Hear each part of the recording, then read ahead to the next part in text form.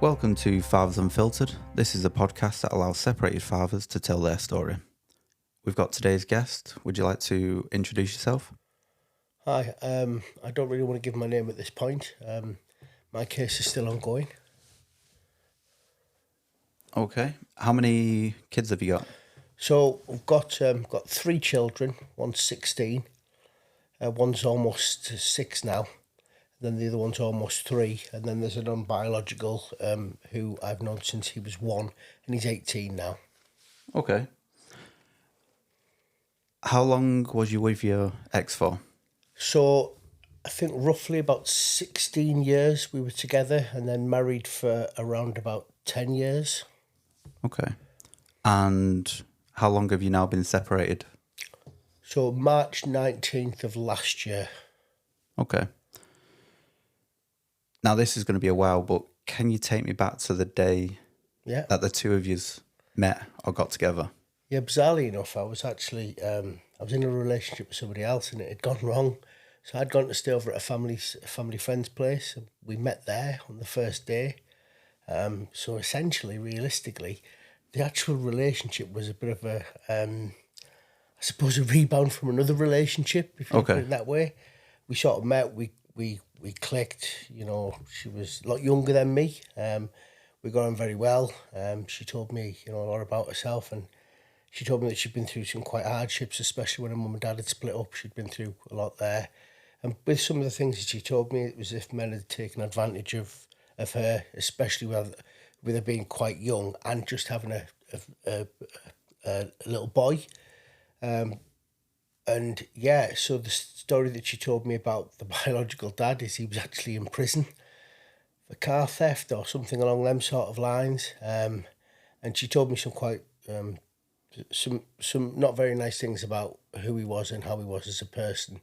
So in some ways I wanted to sort of try and be there for him, protect her and show her a different side. Like the first time that I bought her flowers, I was quite gutted because she didn't give the reaction. Not that I wanted, but she didn't know how to react because nobody had ever done that type of thing, I was in love with her. She was a nice person. She was clever, She I thought that was going to be a forever thing. That's exactly what I thought, and I would have done as much as I possibly could do to try and support her and help her. I bought the little boy his first pair of trainers as well. She used to bring that up a bit and stuff. Yeah, that was yeah. And then unfortunately, I had a lot of my possessions at this other person's house, and I had to sort of break it off. So we did break things off for a couple of months, and I ended up leaving that relationship and going back over to that area. And then we hooked up again. So how long is this after you initially met? So it was around about it was around the Christmas period, because I remember. So it was December. It was a few weeks before Christmas. That's when I went from one area over to this to a family member's house, and we were sort of so it was definitely into the January. So it was December.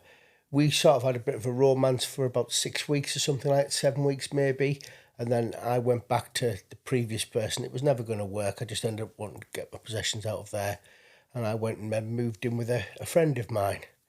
And yeah, me and this particular person, we worked together. And then it was a really weird, strange turn of events that her phone, this is unbelievable, her phone miscalled my friend who she didn't know. Okay. At the house, when we were together, he went, "Oh, listen to this. They're having sex." I know it's freaky. And then I put the number in my phone and it came up as her. So the next day I rung her and we sort of got in touch. I know it sounds weird. So this person I'd went to live with, a friend of mine, a mate of mine. Yes. One evening we're together at his place having a drink or whatever it was on the weekend. And this person who I'd met, her phone misdialed him while she was having sex with some bloke by mistake. A really unusual instance. What happened.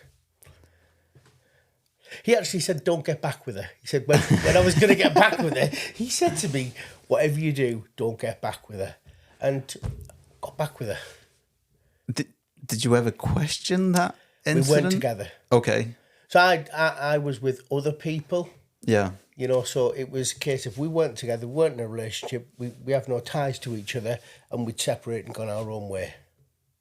Fair enough. So, I'm guessing you brought that up at some point with her. Yeah, she did. You know, she did mention who it was and what the situation was, and you know, she even said to me, she went, you know, since we separated, I've gone off the rails a bit. She slept around a bit, so I just had to accept that. It is what it is. It's one of them things, and I can't just turn around and start going, look, your past is now affecting our future. We weren't together. We were together for a period. We separated, and I had to break that off, and it was very upsetting for her. She went off and went and lived her life, and I have to accept that. So how did you end up coming back together finally? I'm guessing you were drawn to her. I was, yeah, you know, I wasn't. If that hadn't have happened, I don't think I'd have ever got back with her. I thought I threw myself into work, and we ended up ringing her. We ended up meeting up. We dated for a bit. She said she'd never really been dated. You know, we went and watched a few films, and we sort of got on. And then bizarrely enough, this is a very twisted. Yeah, this is. Bizarrely enough, her mum and stepdad threw her and the 1-year-old child out of the house because she'd supposedly taken pictures of herself in the house and had a party at the house, and she wasn't. Her mum wasn't very happy with it, and she sided with her stepdad, and they kicked him out and made him homeless, essentially. And she went to actually stay at the family members where I'd gone to stay as well. So she was living there because her mum had kicked her out. So now you're both living under the same roof. We are, yeah. Then what's happened is because she's a single parent mum with a child, obviously, the local authority have given her a maisonette. And I'll never forget it because we had some lovely little stories. We literally moved in there with a mattress on the floor and built it up from scratch. And we lived there for several years that we lived there. I'll never forget where it is. I can visually see it now. There was a little row of single apartments beneath it. The woman that lived beneath us, she wasn't a very nice person. She was quite a cruel old lady, to be honest with you. And then you go up the stairs, and then it was a maisonette, one with 2 bedrooms in it. Then we ended up, like in any relationship, when you get together, we ended up falling pregnant. Yeah. Which we've now got our 15-year-old. She's almost 16. Our 15-year-old. And yeah, I worked in sales and marketing. I decided to come out of that to go into cleaning and restoration. So it was originally a carpet cleaning business that I then turned into a upholstery, rug, leather restoring, fine art silk stuff, that kind of thing. I went into building drying and stuff, and I started growing the business a little bit. I opened a rug cleaning plant, and came into the business a little bit, but it didn't essentially work very well. It didn't work out for us to be working together. And then I decided that I didn't want to be in that. This is after a few years. I didn't want to do that anymore. So I went back into sales and marketing, and I ended up sort of working away. If we could, I guess, take it back a little bit. When you first moved in, you know, you've had a bit of history already, and it's a bit of turmoil. How was the relationship, say, for the first 6 months? Did it all go really well, or? Yeah, the relationship was pretty good. Okay. Yeah, it wasn't. I wasn't picking up about her past and stuff like that. She told me a lot of negative stuff about a lot of people, especially people around her, her family and stuff. So I was always.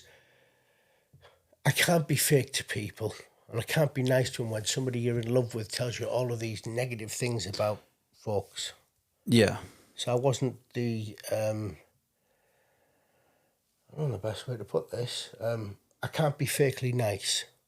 And especially when she told me stuff that was really bad about her mum, what she'd experienced when her mum and dad had split up, and her walking in from school and her mum's having sex with some random guy on the sofa and that. She told me this stuff, and she told me a lot about herself, which we'll Yeah. go on to later, of how I know that she's, that's there. But now you're living together. Nope. You're saying it's Yeah, not yeah, sorry, yeah. now. Sorry, I mean at that time you'd moved in, you're living together, and everything seems to finally be on track, and it starts to work in. And that had gone on up until the point of you having a child. Yeah. What sort of time period is that? You say it was about eight so years. We were so we probably it was within 4 years, so 18. In about 4.5 years, we then ended up With your first child. with our first child together. Yeah. Did anything happen or in that period, or was it all pretty much That was all. regular relationship? You few little bumps and Yeah, tiffs and worked hard in the cleaning business. We started having some money coming in there. It's it was the same as any typical relationship. We would fall out about things. Yeah. I was a lot older than her, and when we first met, she used to say this. She used to have chocolate and chips, and that was about it. Even on my first ever birthday, she was not very good at eating. She's changed all that now. Even on my first birthday that we went out together with the family, went to an Indian restaurant, and she would only have chips, and I was so disappointed. That's now changed, that now? She's now become more cultured with stuff, and she does try. She's quite a diverse person in what she does eat, but she never used to eat that much before. So when you was having your first child, is that your first child? My first ever child, biological child, yeah. How was it for you? Did you feel any different in the run-up while you were pregnant up until the birth? It was quite nerve-wracking for me. I was, she was like I know that she was just, I was so very protective of her. I was first baby. I didn't know too much about this thing. I didn't ever envisage myself having children. I never envisaged myself having a family. I've always been sort of, I was brought up in a single parent environment, and it didn't.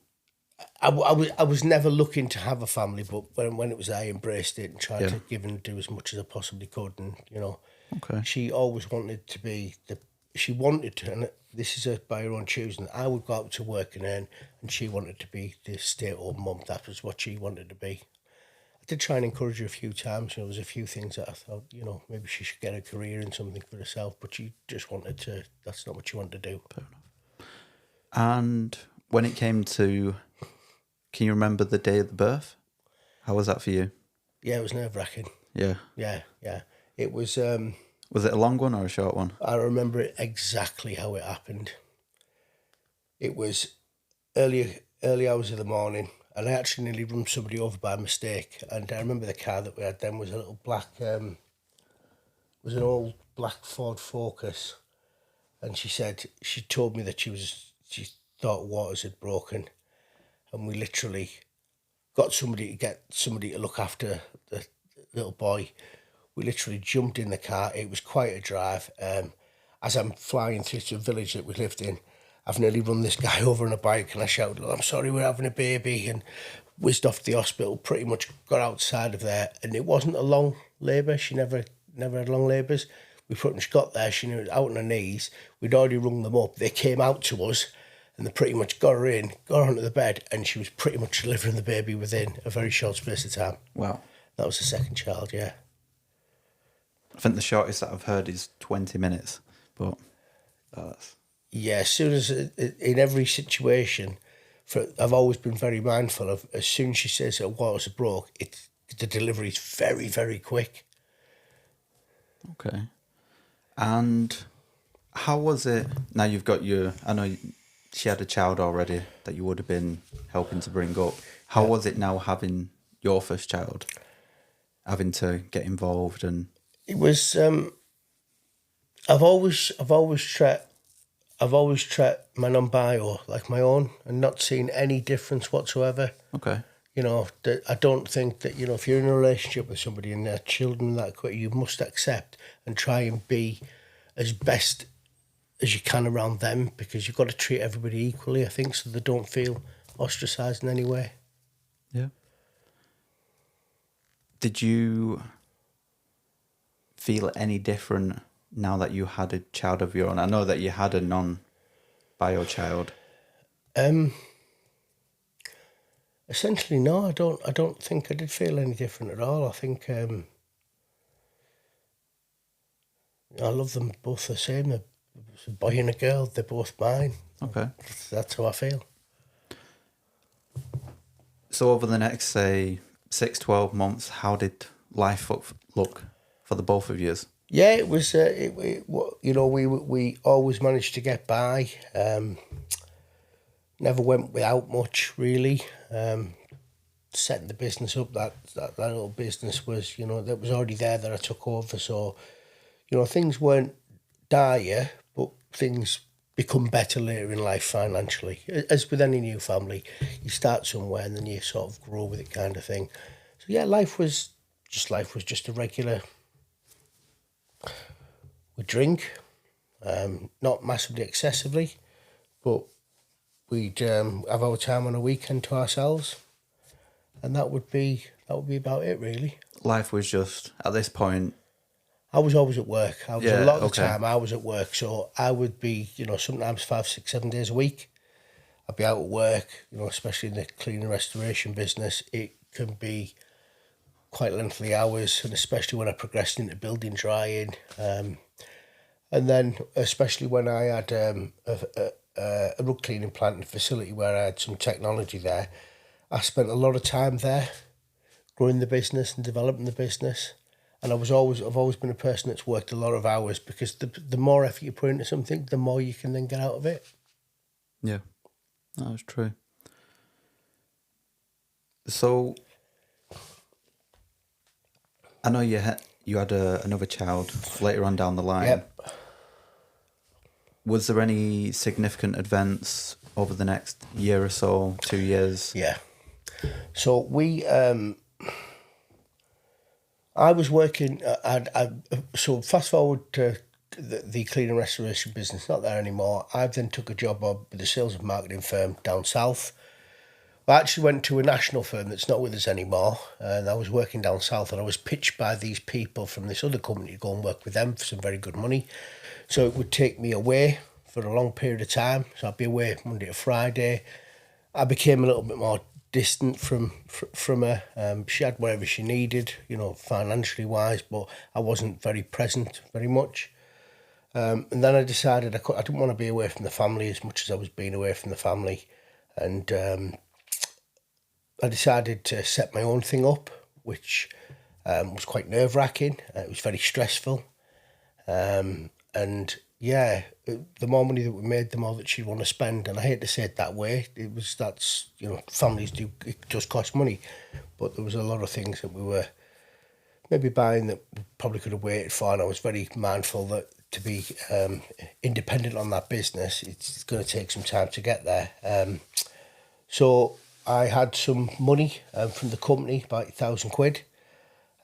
And I decided to set the business up. Originally we opened up in an ex-chicken coop. They were converted chicken coops, turned them into little offices. They were not thermally efficient in the slightest. It was a horrible environment. It was only there for a short period of time. And so we were going to just do glass originally, but then it led into everything. So drives, landscaping.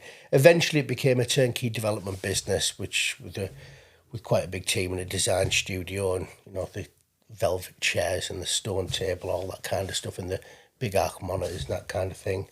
And then slowly what happened is, unfortunately, we split up for about a 6-week period.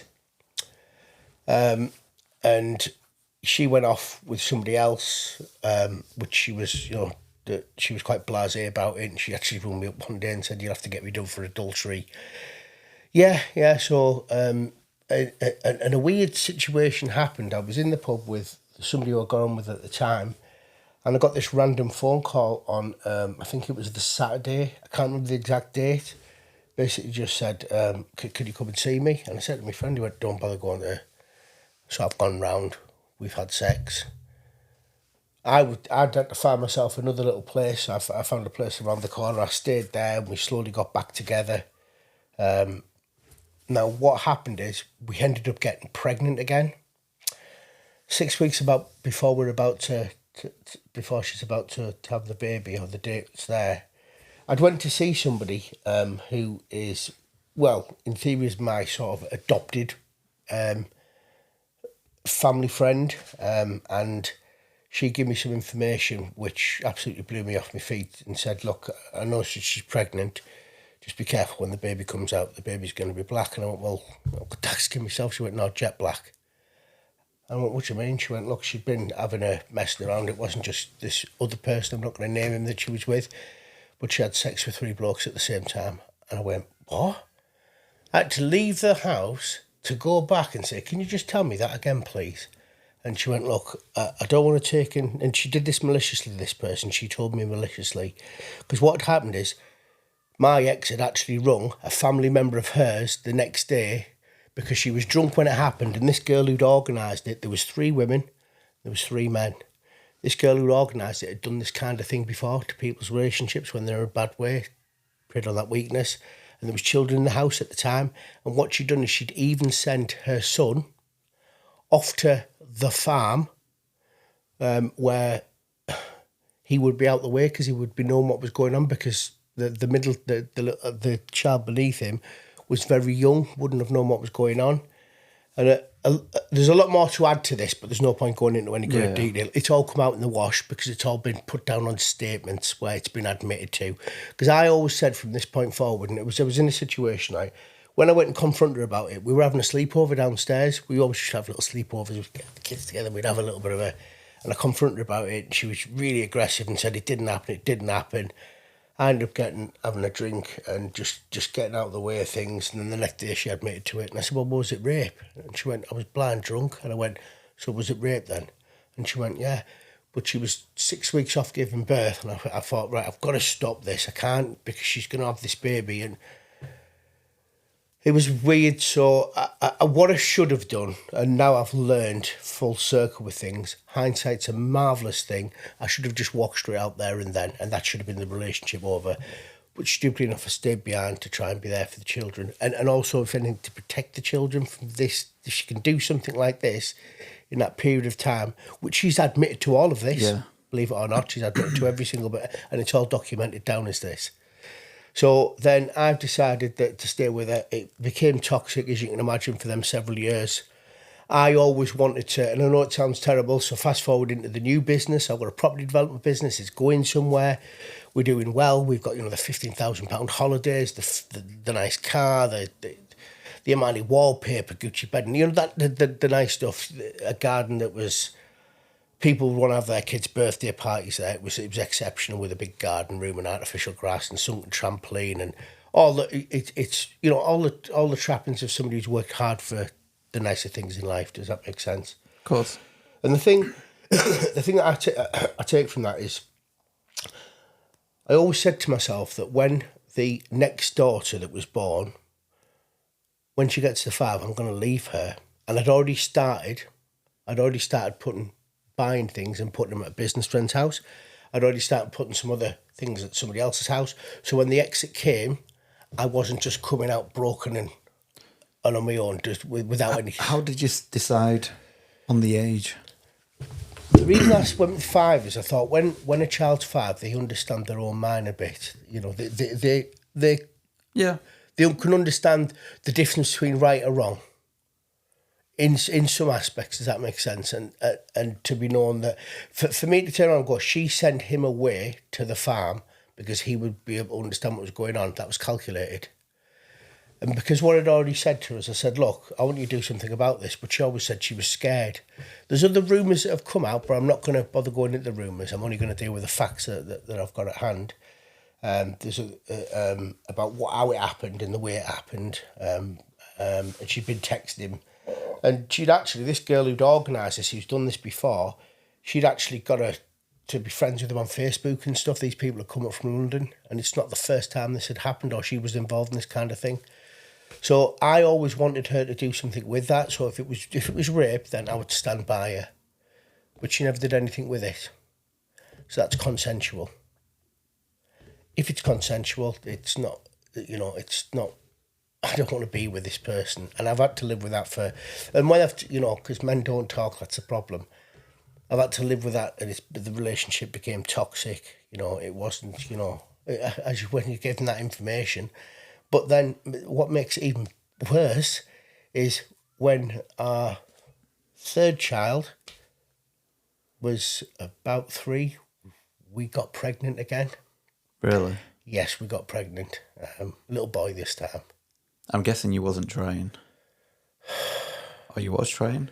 Even by your own admission, sex was very in between. Whenever we're pregnant like that, it was one of them things that, I didn't know whether to be happy or sad, and especially when they did shoot the little cannon where it comes out blue and stuff. And she even said there, you didn't seem very happy on the pictures. In the back of my mind, I was in a relationship that was broken, that I didn't want to be in. And I was at work a lot. I was always at work. Yeah. She used to say that. But she could, she'd go off and get her nails done and makeup, hair and all, she'd do all that sort of stuff. And it was just it was a toxic relationship. That's what it is. That's to be honest, it does sound it. And I can imagine drinking. I'd started misusing cocaine. I was in a real dark place. For a guy to have worked very hard to get somewhere in life, I was there, but I wasn't happy. I was broken.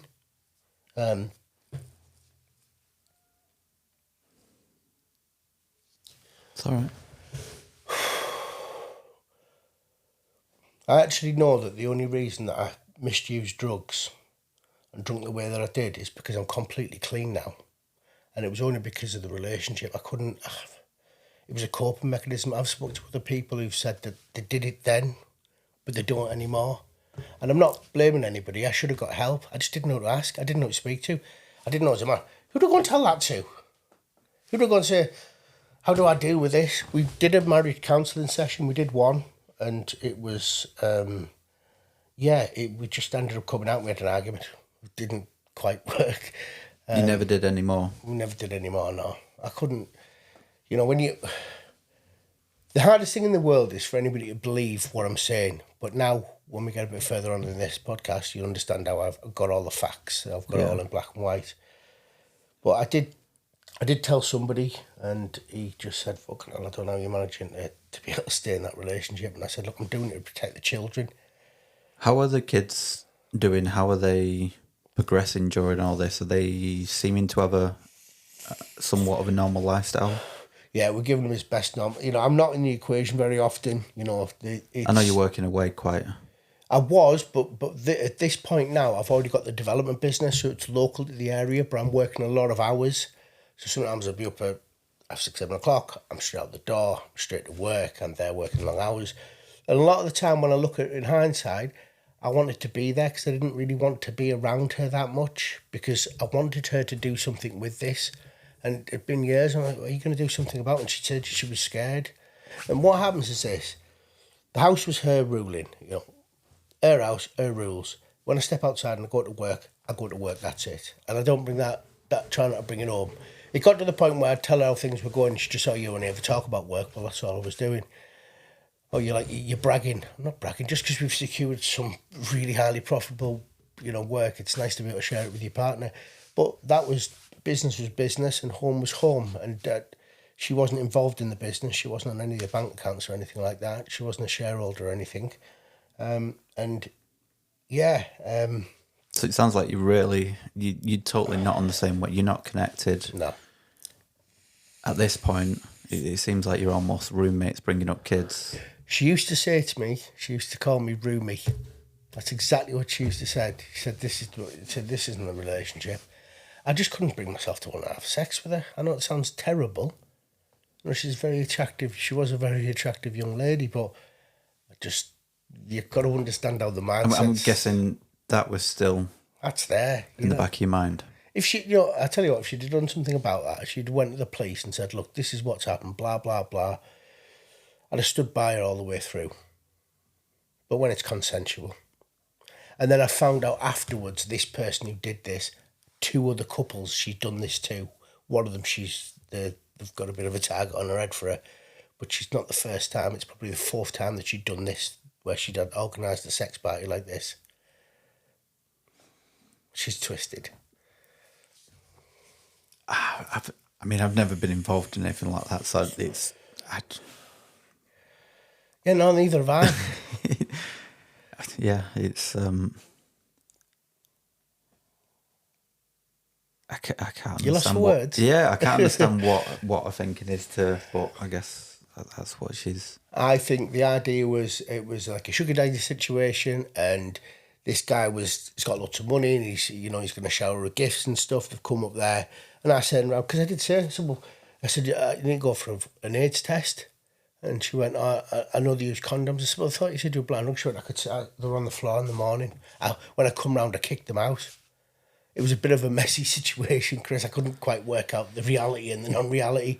But now it's all in black and white. Everything I'm saying is backed up with paperwork. Yeah, because she's obviously guarding what she actually wants to tell you, because then the more she tells you, the more she sort of digs herself. There's rumours around that she was paid for it. There's rumours, but that's rumours. So... Now you're... Do you want to know how bad it was? On the day it actually happened, she was giving me loads of grief about the fact the plinth in the kitchen was knackered. And she got me on a particular day, because I'd went round to the house and seen the Range Rover outside of the house, and she wouldn't come to the door. And what happened is she got me to get one of the joiners to go and replace this plinth. And this person who'd organised it walked in with a makeup bag and went, "Oh, are you ready for tonight?" And she seen me out the corner of her eye and she said, "Put it down like that." I was there on that morning. I was even there when the guys were around there, but she wouldn't open the door to me. I said, "Well, why wouldn't you open the door?" When I was knocking on the door, she went, "I was petrified. I didn't know what to do." This is, yeah, exactly. This is, and I thought to myself, well, she'd sent the lad off to the farm. This was organised as planned. This was, and because what had happened is this person who organised it, she had a boy about the same age as our boy, my non-biological boy, and she tried to get our boy to go over and spend time with her boy and his dad, because she was with somebody in a relationship while she was doing this. She's a twisted person. So now you've got two children of your own, one non-biological, and you've got a third child on the way. Yep.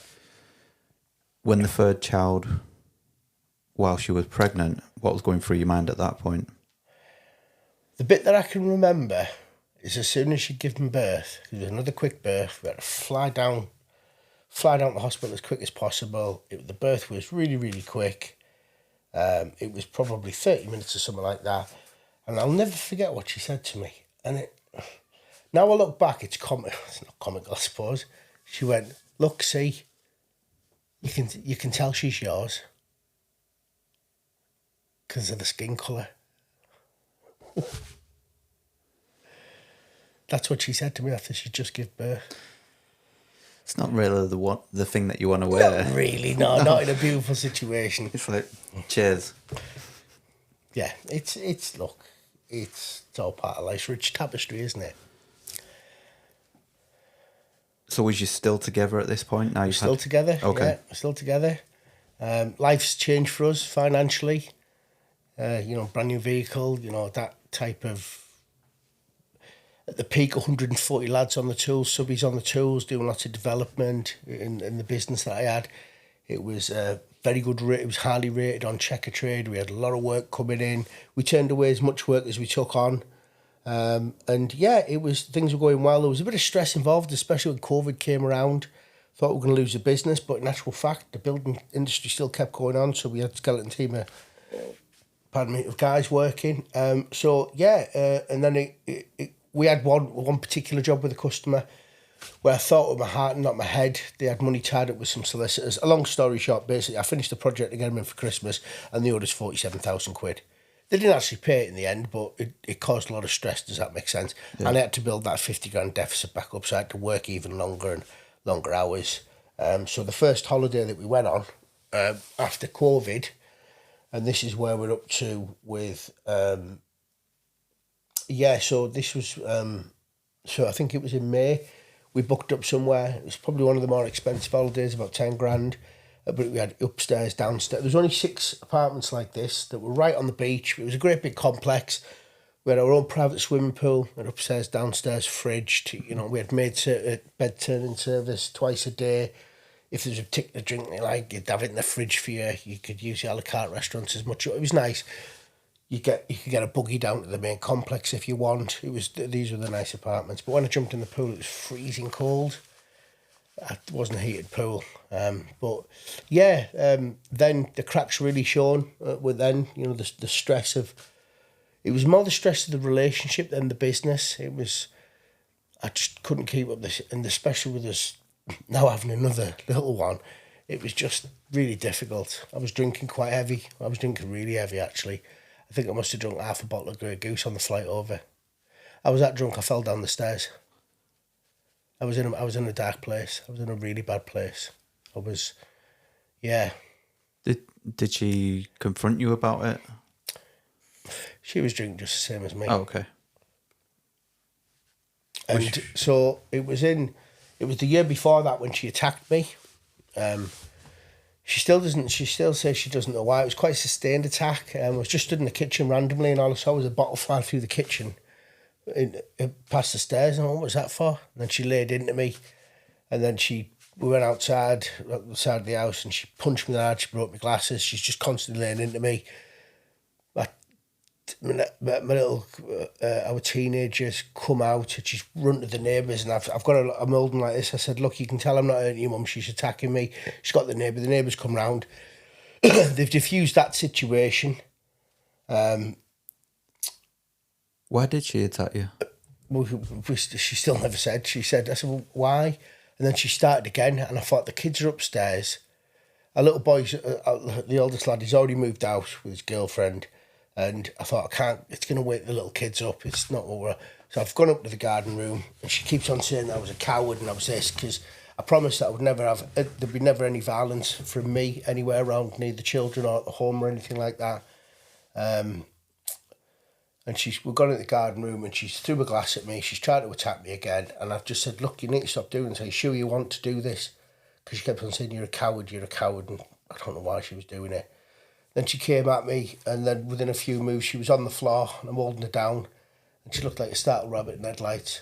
And she was shocked that I'd had to defend myself, and I did. She tried to hit me with a broken glass, and she swung at me a few more times. Then she's run off to the neighbours, and I've said the next day she stayed at the neighbours for that night. You can tell how toxic the relationship is. And I've said to her, look, I feel really bad. I said, but you attacked me it was over an hour that went on for, and then the neighbours went and he started again within 20 minutes. I said, go to the police. I said, I feel really guilty. I did feel guilty. Well, now I don't feel guilty because I've now learned that is self-defence. She just wouldn't stop. I should have removed myself from the equation, but as we go a bit later on in this, you'll understand why I was worried for the children's safety when she's in a state like that.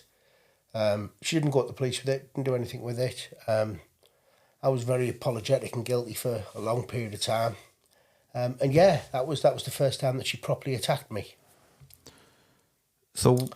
And it wasn't a slap, it was she tried to hit me with broken glass. Yeah, I read... She punched me that hard, she broke my glasses.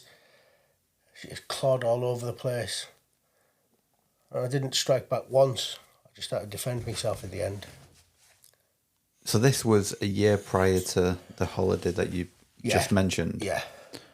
So it seems like you're still together at the most recent holiday. How long did it continue that you remained together for? So what happened is, last year, March the 19th, on a Sunday,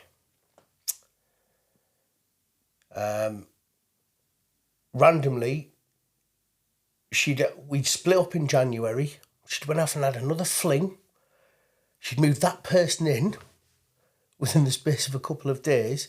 She then got the police involved to get him out. We ended up getting back together. Stupidly enough, I was staying in hotels. She'd come over and see me. Yeah, again, we had sex. We then started slowly. I did all sorts. I bought a new bed. I had new carpets changed in the bedroom. I couldn't be around that situation. I was trying to move back in to get a bond with my children again. That's what I was doing it for. Also, I emptied the safe and various other things. It was all my stuff. I didn't take anything that I shouldn't have taken. So passport, things like that. So a little bit of money out of the safe, and just started moving things around a little bit and get myself in that position. And unfortunately, on the Sunday, she attacked me again. Now, this was a bit different, this one. So we've gone from having an average council house. I just put a £47,000 kitchen and a little garden room. It was gorgeous. I can show you, it's better to show you the images of what it looked like. We actually had retrospective planning permission to do any work on that property we wanted to, because I got on with they messed up in COVID. They come round while she was pregnant with the little boy, and they broke their own rules. And basically what happens is this: when you submit into planning, there was a 6-week window. If you didn't hear anything back, you could do it. They changed, on the day that I put it through, they missed it, and they extended it to 12 weeks, so they thought we were doing a load of structural work without any proper permission. So they sent 3 people round to the house, which broke all the rules of COVID, because it was through COVID. A long story short, they said that I could buy the property. Because they said, what do you want compensation? I went, no, I want to buy the property off you, but I'm not ready yet. She's going to give birth, blah, blah, blah. I'll deal with it later on. I'm glad I never bought the property now, because it's, yeah. But yeah, so we are on that date, on the Sunday. She's attacked me again. It's gone on over the kitchen. She's attacked me across the top of the kitchen worktop. I'm just taking it. I've gone into the living room. We're sitting down. She's attacked me again. I'm standing in front of her. I'm saying, you need to stop doing this. So I've grabbed hold of her hands like this, and I've said, just stop doing this. She's blind drunk as well. And she's bit me on the chest, and it really did hurt. And as she's went to swing at me, I've swung back. She's rolled off the sofa. She's run to the neighbours, and I thought, I've had enough of this. I can't live this life anymore. When the police come to the door, the exact thing I did is, as soon as they knocked on the door, I just went like, get me out of here. I'd already started planning to not be with her. I thought, I can't do this anymore. How was she that evening prior to that? Nothing. There was no logic.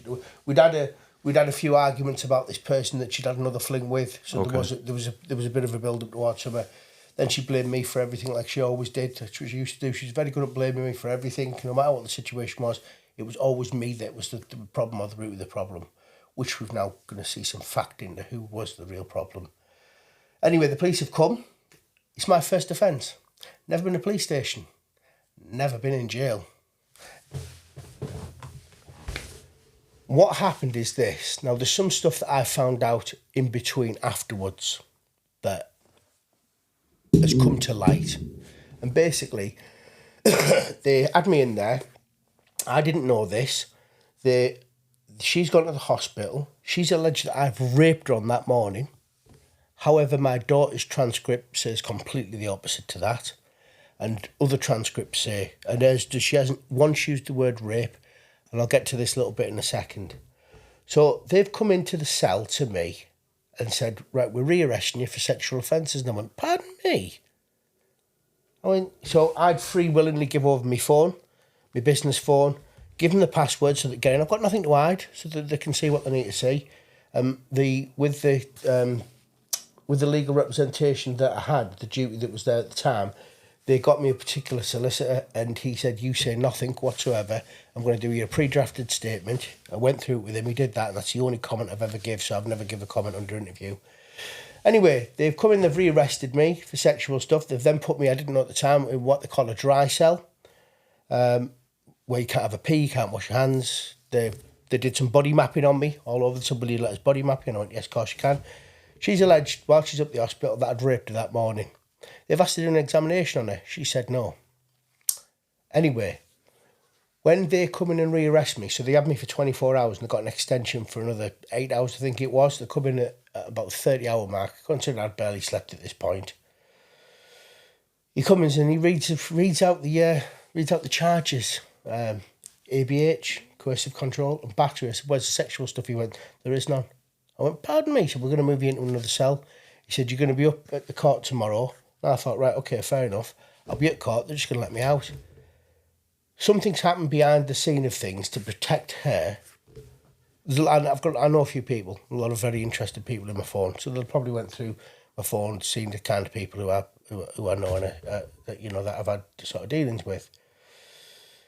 anyway, the judge decides, and I was the only person in financial control, because I just let the financial controller go from the business, and because we were just about to do a big change of who we were going to have, and I was going to give some shares out to one of the staff members as well. And I'd said to the solicitor, look, it's very important, I've got a business, people need paying, blah, blah, blah, we've got a lot of projects on.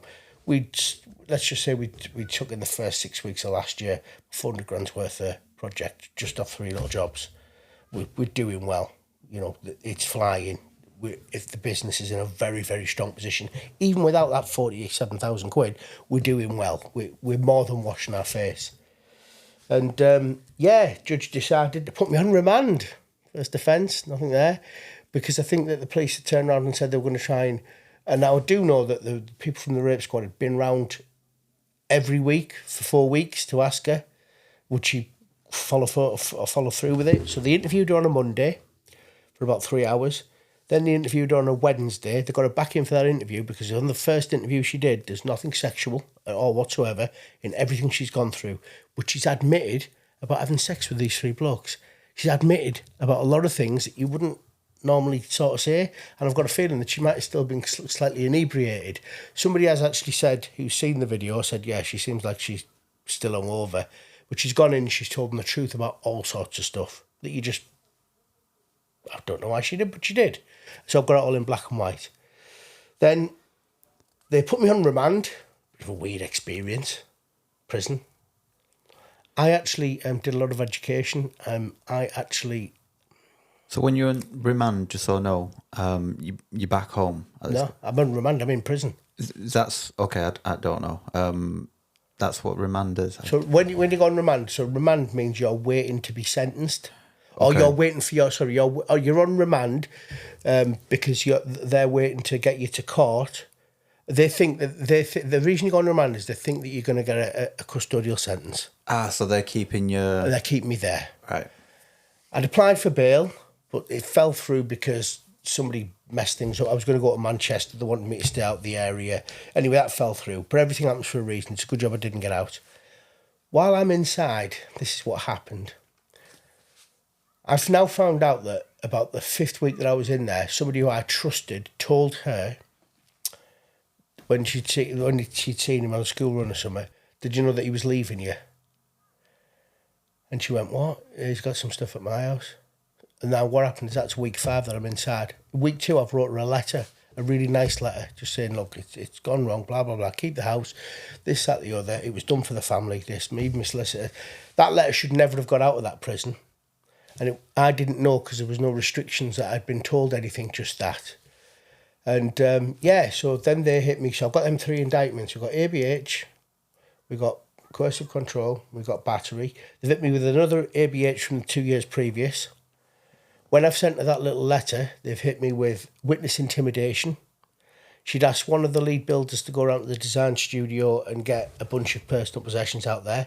So they then hit me with stalking.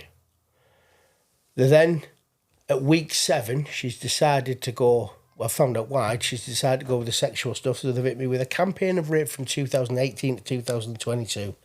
Then they've hit me for rape of that morning. In the transcripts, when they ask her the question, when they interviewed her on the Monday, they didn't get what they wanted. They had her in for, I think it was the Wednesday, they were asking her leading questions. And this is what she said. The officer goes, so on the morning of the incident... how long did it last for? Was it 30 minutes? And she goes, no. So was it 15 minutes? And she goes, no. And then my ex goes, it was less than a minute. And she never uses the word rape. She never ever once turns around and says that. It's not in any of the transcripts. And trust me, I've read every single. So what happens is when you go into a criminal case like that, you have something in the middle between the defendant and prosecution. You have what's called a digital case management system. So all of that information is uploaded there. So they give me everything with having a business background. So I read every single report from everything from schools to social services. And I read everybody's transcripts. So I knew what everybody was saying about me. And there's one particular person who she thinks that was on her side give me a really, really nice transcript and was dead honest within that transcript. And I can't go into too much detail as what within them transcripts, but I really found out who was who and who was decent and who was not. So by this time, I'm up to about 2 months in prison. I've got 13 indictments against me and I'm looking at a whole life sentence. I'm led to believe that the campaign of rape, if they'd have got that against me, that was 25 years minimum. And I'd be going off to Wakefield Prison, which is Monster Mansion.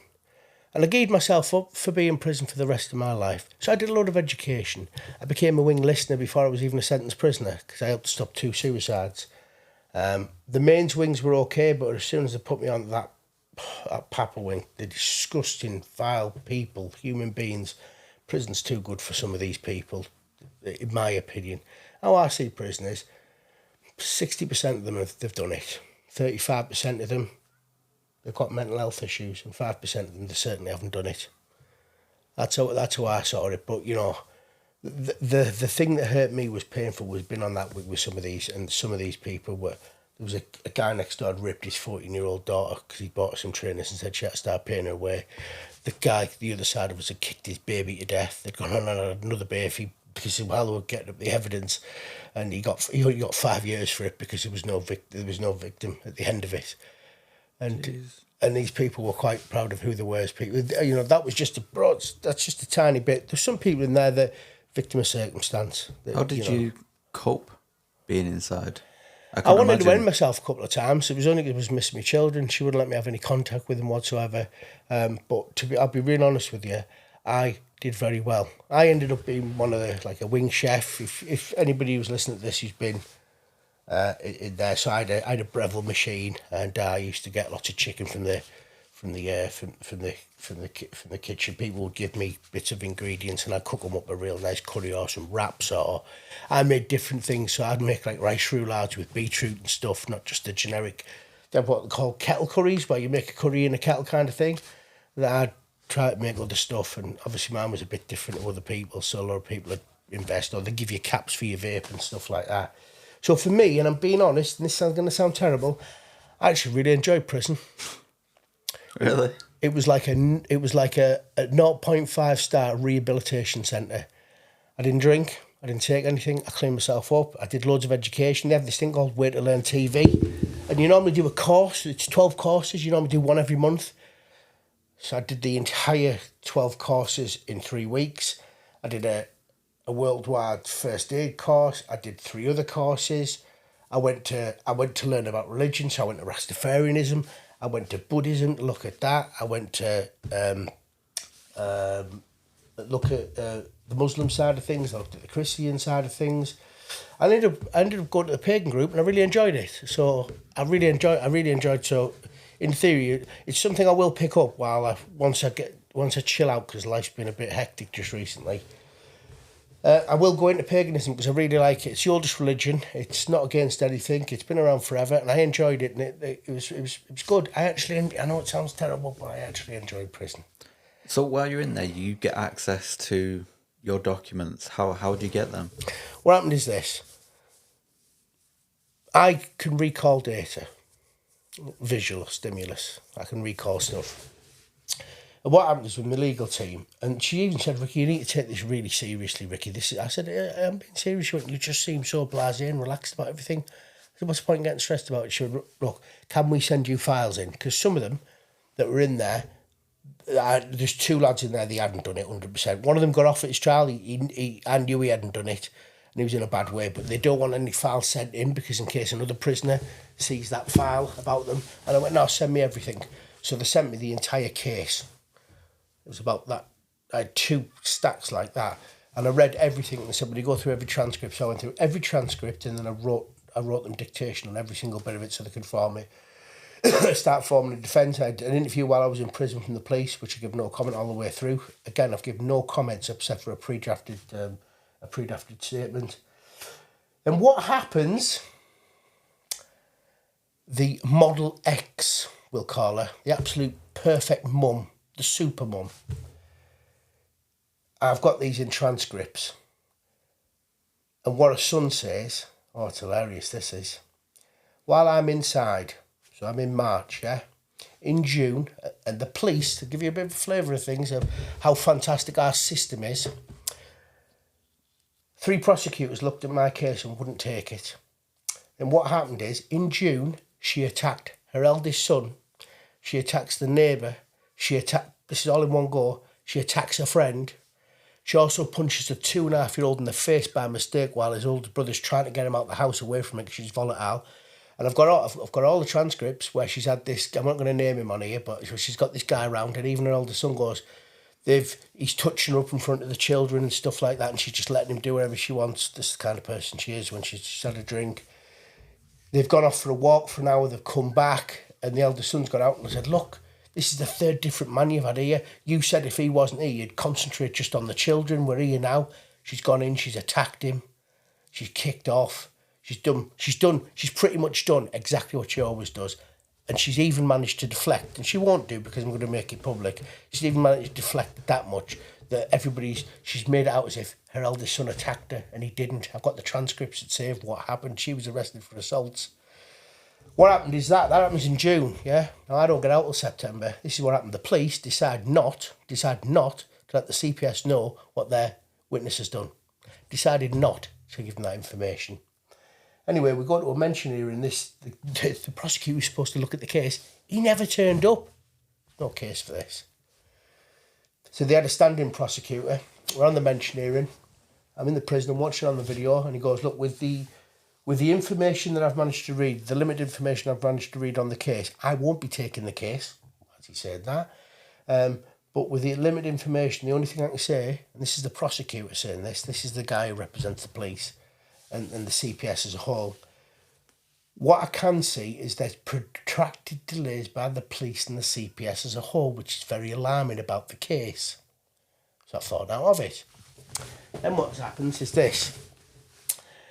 The police let the CPS know at the back end of August about her being arrested. I've already got the data of what happened because she's involved in the case. I've got the statements from what happened on the night. I've got the statements that were collated from the following day. We've got the body footage cameras. We've got the download off her phone of what she'd been searching for so from the first time they did a download off her phone up to where she is now. So everything that she'd been doing after they first done the download on the phone, they've took the phone off her again and done the same thing. And I get to see what she's been looking at. How come you get to see it? Because the way it works is this. Any evidence that they're going to use it's got to be there for both parties to be able to look at it. They can't just bring it up on the day. It doesn't just case of going and I'm just going to ask you a question about this. You've got to understand it. So we needed to be able to see the information that they might use. So you can form a defence. Form a defence against it. Not that there was ever a defence. Yeah, you can't have unknown stuff. Yeah, you can't have, you're right. You can't have unknown subject matter. It's got to be there. Unless they redact it for whatever. I've got a whole story about redaction. They redacted so much for the second from when she was arrested, it was ridiculous. And even my legal team said, Ricky, they've redacted so much. Basically, I now know as fact that she'd lied about a lot of stuff, okay? I now know it's fact, and I've got it in black and white of other people who sent me screenshots of messages. They've sent them to me personally. So this is what happens. This is what happened, and this is how it played out. It goes to the CPS. Prosecutor gets put on the case, and this is what happened. This is exactly how it played out. So on the Monday, we go to a mention hearing, okay? And at the mention hearing on the Monday, this prosecutor, I'd love to mention his name, he was fantastic. Mr. Brunton, his name was. Brilliant guy. Now, for some stupid reason, and I don't know why, my legal team were on, and he was on while I was in the room in this mention hearing, yeah, and it hadn't started. And when I found out this information about what had happened, it had been escalated to the CPS, it broke me, and I didn't know he was there. And I said something along the lines of,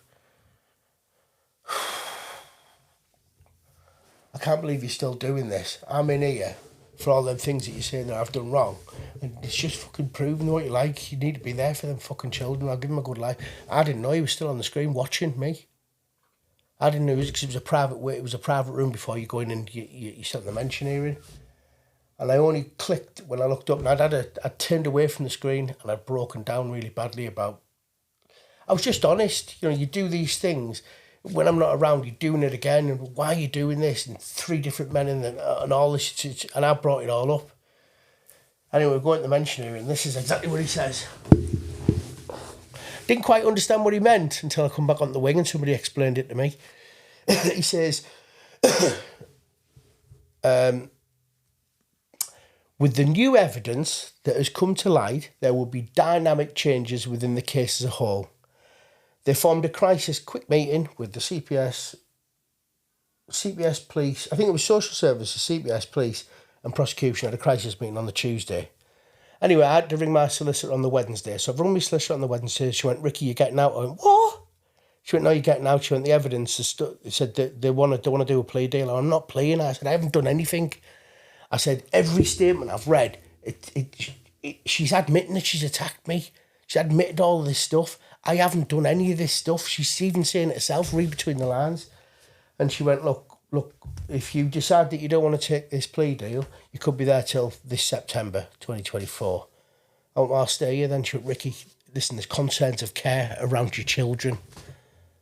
And I went, it's just... It's all right. A switch sort of flicked in my head and I thought, right, I'm going to have to do something about this. So they've come and they've offered me count 3, which is ABH from the previous time where she's attacked me for over an hour. And she's admitted she's attacked me. And a friend around the corner, it wasn't even there at the time, she admitted that she attacked me. Yeah, Amy said that she punched him that hard that she broke his glasses. Anyway, I've said, no, I'm not taking it. I'm not taking ABH. There's no way on this earth I'm taking ABH. I said, leave it with me for an hour. Please call back in an hour. So that Tuesday, they've had their crisis meeting. So Monday, I've had my mention hearing. Tuesday, they've had the crisis hearing. They tried to get me into court for Wednesday morning, but they can't. They get me in on Thursday morning at 10 o'clock. That's how quick it run. It went dead quick. And then the funny bit in between, I know you might not think it's funny, but the funny bit in between was this. They come back and they offered me, and I brought you the paperwork to read this with your own eyes. Yeah, it's the only bit of information that I can legally share with anybody because it all belongs to the Crown. And I'm not going to let that information. It's stored away in somebody's safe. Nobody's seen it. It's wrapped up. It's there. Basically, they offer me excessive self-defence. And I go, what? Really? That's fantastic news. Yeah, I went, I'll take that. Not a problem is, I'll take that all day long. And she went, okay, fair enough. And this is what happened. I've got on with the officers on the wing really well. At the end of the day, they're doing a job. And I know people give them a negative rap, but they're doing a job at the end of the day. And I went up and seen him and I went, listen, mate, I'm getting out. And he went, listen, right, I know you're decent. He said, what's on your nomus, mate? He said, I've never in 27 years of doing this job seen anybody walk on a mention hearing. He said, it's never happened. And I've done this a long time. And he's on a Papa wing, so he's worked with some really, really horrible people. He said, if they've said that to you, pack a bag. You know nobody will touch your stuff because I got on with everyone. Does that make sense? I got on with the people that were important to get along with. He said, no, you know nobody will touch your stuff. And he said, obviously you're going to give it to Tom, aren't you? And I went, yeah, of course I am. So I've got to court in their lovely van at 10 o'clock in the morning. It took them 12 minutes. So 10 past, I walked in at 10 on the dot. It took them 12 minutes to find me not guilty across the board. So you didn't admit to that count 3? I had to take the plea on excessive self-defence, but this is how it rolled out, and this is why I know the level of corruption that's involved in the legal firms. They found me not guilty across the board on 12 of the indictments and offered no evidence to put down towards it. Then he looked up at me and he goes, Mr. Blah, blah, blah, how do you plead on count 3 ABH? And I just looked at him. I looked at my barrister and looking at him, I'm looking at Kathy and I'm thinking, what the fuck's going on here? And she's just nodding at me to take it. And I'm like, what? And he put his glasses down, he looked at me and he went, Mr. Blah, blah, blah, do you need me to read that to you again? I went, yes, please, Your Honour. And he read it to me again and she's going like this. And I could see her trying not to let anybody in the courtroom know what she's doing. And I went, and he asked me again for a third time. And I went, guilty. So what they did is they had a little bit of a talk. So it took them so that was 12 past, 15 minutes past. I'm downstairs. She's come in to see me and this is what she said to me. I went, what was all that about there, this ABH? And she went, the first thing out of your mouth should be thank you. I went, yeah, thanks, Kathy, but what was that crack there? She went, look, it's under the guise of excessive self-defence. So that's why I've got the paperwork that says on there. And I'm like, this isn't right, this isn't. Anyway, so I get out in September. I'm straight out that Thursday, and this is how bad it was, yeah? This is how funny. This is the funny bit. So 10:15, I'm down there waiting to be out, and she says, I said, how long do I have to be in it? He's just released me. He said, we need a warrant from the prison to release you. It'll take about an hour. That's 10:15, yeah? I went, all right, fair enough then. This is the only time under incarceration that I've kicked off, because I was a free man. I've literally banged that door so hard, really, and I was, in the end, 3 guards came whenever they came to the door. And when they were about to let me go, there was 5 of them all together. I was really angry. What actually happened is the judge had to get in touch with the governor, who was on holiday, because the prison wouldn't release me because the indictments were that serious, they couldn't understand whether there'd been a mistake. They let me out at 5:10 with a flipping train ticket and the money off me nomis. And he said, we've had to stay over to do this. He said, we don't understand what's going on. He said, but the prison wouldn't release the warrant for you. It's not my problem, that isn't. I said, listen, I'm sorry I've kicked off. I'm not going to cause any issues. I would just get me out of here. I said, stop crowding me and get me out of this space. I said, talk and walk at the same time. I want my freedom. So I walked out. I've come outside. I'm not going to go into too much detail about this, but I've rung this particular lad up. I didn't realise he'd stabbed me in the back. And I rung him up and I went, hiya, pal, you all right? And he went, and the phone went quiet. I rung him back and he went, what you doing? I said, I'm out. Basically, he'd robbed some money on one of my merchants. He didn't tell me about it. It was about 3 days before. It was only 2,700 quid, but it was still, is what it is. And I didn't got the police about it. It's one of them things. They shouldn't have given the materials. It is what it is. But he's also the person that told her I was leaving her. I always thought he was a friend while I was on the inside. Obviously, he's not a friend anymore. Obviously, I've come out in September. Now, you can imagine from having a £100 million business to everything you want to pretty much got next to out. So I was a bit broken. So from September, I'll put it this way, from September to February, last year to this year, I got high, I got low, I got sad, I got dark. I was screaming, I want to see my children. Then went into a probation meeting, they had the social worker there, and I come in and I said, look, I'm not in a good state to be able to see my children just yet. I need to sort myself out. And she went, like I was a child, she went, and that's the correct answer. And I went, patronising sods. But I understand that probation, they deal with some of the scourge of society, and that's how they need to speak to them. The probation in the area I was in the Staffordshire area, were terrible. I've since then moved to the southwest because somebody said to me, I went and seen a business friend of mine, what you need to do is you need to get out the area, go sort yourself out, pull yourself together a bit. So I did that, and moved out the southwest. I've had a lot of support of friends, business friends. They've even bought me a car, pay me insurance, pay my tax. They bought me a wardrobe. They pay for whatever I want when I want it. I've just been up to a fantastic set of meetings in Liverpool, and I've got another meeting to go to after this on stuff that's all on a positive sort of note. But on the other side of it, I've had ex-police, CID, look at my paperwork, look at my case and said that is an open and shut case, that is. It's a very strong case. And I've got a London-based firm involved on one aspect of it, of getting the... Because what happened is when I come out, I went and seen a doctor. I didn't see a doctor in the Staffordshire. I went and seen somebody in the southwest. And he gave me 25 minutes. And believe it or not, since February, I've made a lot of changes. What happened was he basically turned around and said, look, I'm going to diagnose you with PTSD in the prison, anxiety and definite depression. So I was type 2 diabetic. So from February, I decided to make a bit of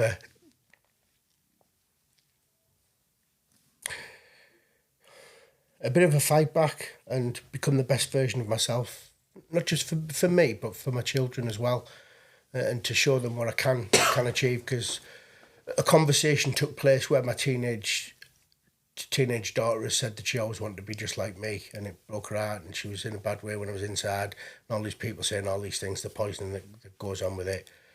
But I decided to give the business model away to 4 directors. I'm not involved in the business. I'm unemployed. In theory, I'm homeless. I've just moved out of a hotel that they paid for 7 months. It was a really nice place. I ended up staying in the bungalow there. Then they ended up getting me, I said, do you know what, it's getting a bit warm around here. So then they just paid for me to live somewhere else for 6 months, right on the coast. It's gorgeous where I live. It's beautiful, it's picturesque. I've got an indoor, outdoor swimming pool. I don't pay for any of this stuff.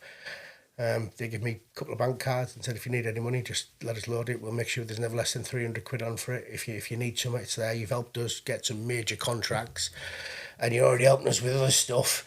And I know you don't want to take any money off us, but we'll support you for as and when you're ready. And then that's where I'm up to now. I've met some really, really interesting people along this journey that I've spoken to.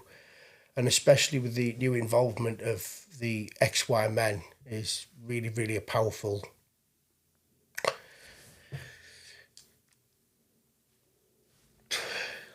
It's a powerful asset because the thing is this, and this is the thing.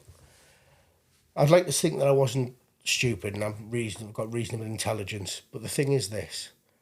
Men don't talk. And that's the problem. With them not talking, this is why we get so many suicides. You know, there's fantastic stuff out there. You know, Andy's Man Club. I went once, but it wasn't for me. It wasn't my kind of thing. I've been able to deal with it. So I'll give you an idea, from February, I've now reversed my diabetes type 2. I'm not diabetic anymore. I've lost just under 2.5 stone. I train 4 to 6 times a week. My diet's pretty bullet. I do have a drink now and again, but it's a binge drink where I'm feeling really down. So I've just gone through, as part of the meetings that I went to in Liverpool, I sat down with some quite interesting people and made a conversation about how to curb that and, you know, how to make the right choice. And it was more the depression side of missing the children. Now she won't let me see the children. She's making things really difficult. It's one of them things where I'm just going to have to work with the system. So now I've got a divorce lawyer in place. I'm not paying for it. Somebody else has paid for it. They've now paid for this London-based firm to get my appeal overturned, to look at the case on that, and then take the steps right forward. But things that really help is the support group that I went with one. It didn't work for me. And then I'm involved in another one, but then I've got into something else with yourself and a few other people. And men need that voice. They need people who've been through it to be able to listen to them and give them not advice, but be an ear for them, and a shoulder and a hand, and just be there for them, because I'm far from sexist, but there just isn't enough support there to help men, especially when it's a relationship issue. And men bury it. And if I'd have just spoke out several years ago about what I was suffering with, I probably wouldn't have stayed in that relationship. But then again, I would have had the other 2 beautiful little children I've got. Well, I don't get to see at the moment, but there's pros and cons with it. And yeah, that was that's sort of where I'm up to right now. So where's your relationship with your kids now, or is there a plan? She won't. No. So what happened is this. Within XY Men, there's some guys who've really been through some stuff, but they're some very switched on people. So I'm fortunate enough, there's a guy on there who's a Mackenzie friend. He's helped me with the child side.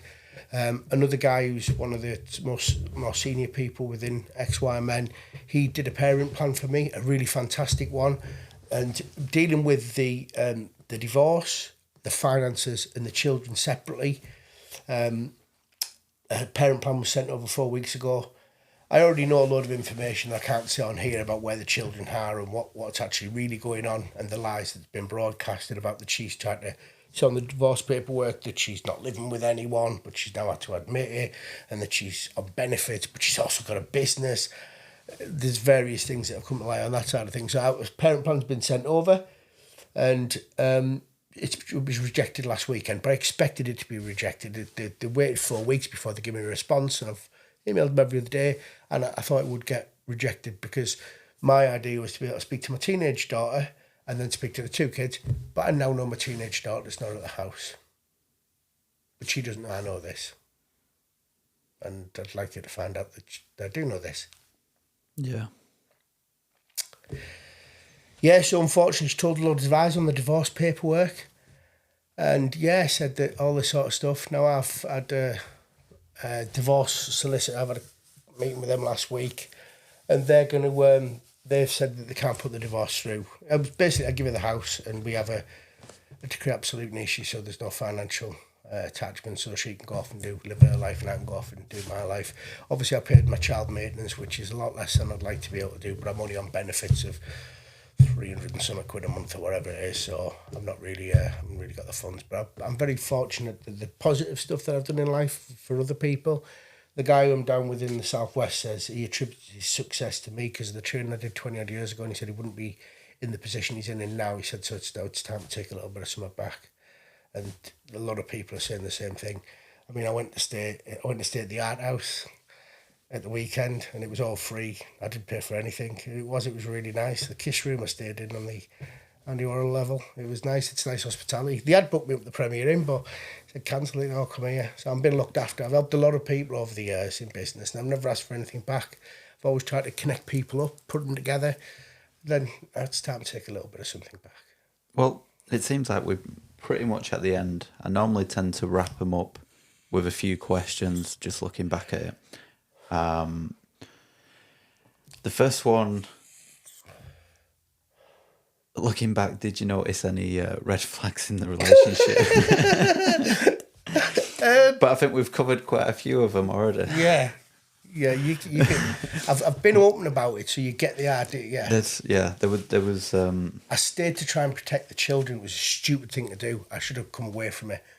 But me being away from the equation while I was on remand in prison for a bunch of stuff that I hadn't done, you seen what happened there. And the children were put on a child in need plan, and they were monitored up till December. The next one would be: does what happened in any way make you hesitant about relationships in the future? Damn right. I'm not. It's the thing that's furthest away in my mind is to be in another relationship with another person of any description. I've got to get myself in a good space, and then it's no. After when somebody that you've give your all to, where you've worked so hard to provide for, can then do something as malicious as this.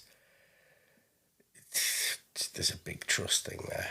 The opportunities have arisen, and I quite promptly decline it. I go, I really appreciate it, but I'm a bit broken. Not for me. Knowing what you know now, would you have done anything differently? You had walked. Or what about from, I guess, because you separated a few times, would you have done anything from when you separated the first time? I'm guessing stayed away permanently. What Liam Stoker said to me, and I can see exactly what he was wearing as well at the time when he was talking. He said, whatever you do, do not get back with her. It's the biggest mistake you'll ever make. It might not be now, but it's the biggest mistake you'll ever make. And he was right. Do you think you'll have any more kids? No. You done? No. I may eventually get into a relationship with somebody else that'll have children, and, you know, at my age now, with the age of their children will be, they're probably, you know, I don't know the situation. I don't know what tomorrow's going to hold for me, but I certainly don't want to have any more children. I've got 3 biological, I've got 1 non-biological, and that's it. I will your stop focus there. is trying to reconnect, get back there. Yeah. Okay. And the last one is, can you summarise this whole episode in 2 words? And that'll be the name of the podcast. If you can't, you can always drop me a message later. Boom and bust. Yeah? Let's go. Boom and bust. Okay, nice one. I appreciate it. It's been a great episode. It's been quite an insight, and I'll be honest, I've not had one where someone's give that much detail on the back end, and there's been that much information, and I guess they've been facing such serious issues. It's I think the thing for me now though is, Chris, is obviously a lot of people who come onto the platform, I'm probably one of the first ones to speak to, and the reason being is they'll just give me a share about what's happened in their relationship. I'll go, right, okay, let me give you a little share. And I've got it down to 10 minutes where I'll run through my talk, and I'll say to them at the end of it, I'll go, how do you feel? They'll go, fucking hell. Mine doesn't feel anywhere near as bad as yours. Are you okay? And I'll go, in actual fact, I'm okay, but I just want to show you that everybody it affects slightly different. I said, I want you to feel better about yourself, and they do. They always feel better about themselves because they don't realise how extreme some things can be. And other people have said, my situation is possibly the most extreme that they've come across. But everybody's built differently, aren't they? I'm built to... Yeah, when you were telling me it was an extreme, you know, what you've been through, until you actually hear it all laid out, and kind of from the start, it's been quite a fair bit of turmoil. Yeah. It's but no, it's good that I've got you here today. I'm no saint, but I've always been a good provider. And the one thing I am against, and this is what really frustrates me, is anything sexual. Because I was abused as a child, and she knows that. And for her to use that against me, I thought it was disgusting. And I've watched my mum get battered that bad she got epilepsy from it. So I'm right against domestic violence. I'm right against it. Because at the end of the day, if you can't talk you out the situation, you know, violence never solved anything. It just made the oppressor feel better about themselves. But they weren't clever enough to get the words out. And I don't think that violence is the way forward. And even in the transcript, she admits that she attacks me every single time. Oh, it was probably goading me. What? It is what it is, so. Hopefully you get to where you want to get to and finally reconnect with your kids. Yeah, that's the goal now, is just become the best version of myself and do as much as I can to help other men as well that are struggling. It's very important, that is, because we don't fully understand the amount of men that are going through stuff that are not talking about it. We know where it's going to lead. And the thing is, the problem men have got is we don't talk. If they start talking and they start coming to a support group like where we're taking things, then the opportunity is there. Because I'm telling you now, that saying, you know, a problem shared is a problem halved. And it is. Once somebody gets a chance to speak about something and they get it off and they're talking to somebody who's been in a similar situation or a relationship issue, it just makes them feel so much better. Yeah, they can start to see that it is possible to come out the other side. Yeah. It isn't always the end. But no, it's been good. Really appreciated you come on today. It sounds terrible, but now I'm out of the relationship. Yes, I'm heartbroken over the children, but that's natural. I've never felt so happy. Well, that sounds a little bit weird. I can have everything and then to seem to have absolutely nothing. I've never felt so happy inside and content. I'm very fortunate that I'm looked after by people. So I feel quite privileged in some ways. I think it's time to try and give something back to other men that are suffering or struggling. Because I met some people while I was inside that really did leave an impression, and you can tell, I know it sounds daft, you can tell if somebody's sort of lying about what they're in there for and whether they've been honest about it.